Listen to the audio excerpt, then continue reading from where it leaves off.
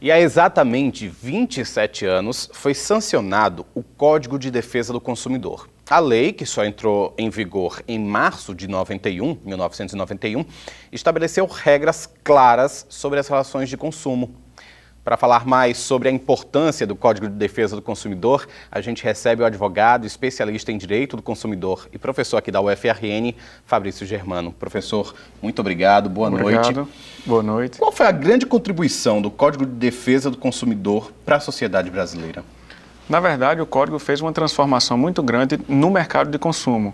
Assim, na questão da informação e principalmente nas questões relacionadas à garantia de produtos e serviços. O Código trouxe um conjunto de garantias de produtos e serviços que antes não existia. A defesa do consumidor era muito esparsa, existiam órgãos que atuavam, mas nós não tínhamos uma lei assim, mais específica que tratasse das relações de consumo.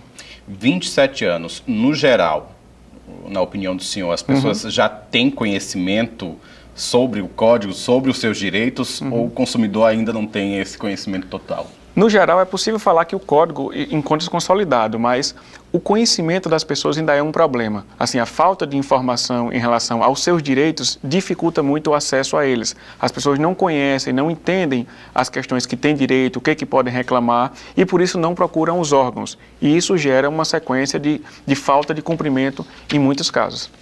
Ainda há muito desrespeito? Ainda há muito desrespeito e essa falta de informação das pessoas faz com que esse desrespeito continue. Se as pessoas fossem mais informadas em relação aos seus direitos, poderiam reclamar mais, tanto perante os próprios fornecedores quanto perante os órgãos de defesa do consumidor, e essa realidade tem uma tendência para se alterar. Mas não se pode dizer que há um atraso na nossa defesa do consumidor, uma vez que nossa lei é muito boa. Agora, foi um código sancionado há 27 anos. De lá para cá, muita coisa mudou na sociedade, nas relações de consumo, por exemplo, e-commerce, enfim. O código acompanhou essa evolução? Como é que está essa situação? Na verdade, o Código de Defesa do Consumidor ele é uma lei que se chama no direito principiológica. Então, ele traz princípios que podem reger essa relação.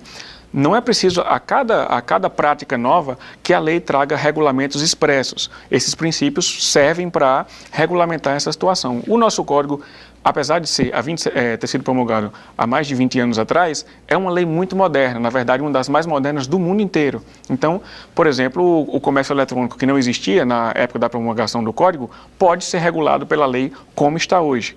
Mas há necessidade de atualização até para tratar das questões de forma mais específica e mais detalhes. No caso de desrespeito, como é que o consumidor deve proceder? Na verdade, a primeira ação que o consumidor deve fazer é questionar o próprio fornecedor. Inclusive perguntar se ele tem o Código de Defesa do Consumidor à disposição para consulta. Há uma lei específica que garantiu isso, que desde o Código 2010, esteja à disposição para consulta. E se o fornecedor se recusar a resolver o seu problema ou a conceder o seu direito, aí o consumidor tem muitas opções. Pode procurar órgãos como o PROCON, pode procurar agências reguladoras, pode procurar o próprio Ministério Público, Defensoria Pública, se configurar crime, DECON, Delegacia do Consumidor, isso tudo antes ou além do próprio Poder Judiciário. Pela experiência do senhor, quais são os principais problemas, quais são as principais áreas mais problemáticas em termos de desrespeito ao Código?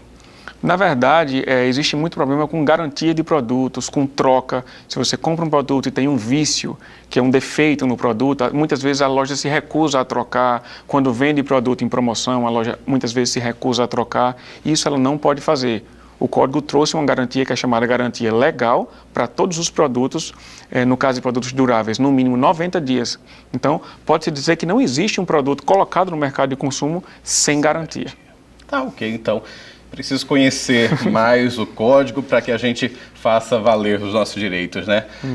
Eu conversei aqui com o professor Fabrício Germano, ele que é advogado especialista em direito do consumidor e professor aqui da UFRN. Muito obrigado, boa noite. Boa noite.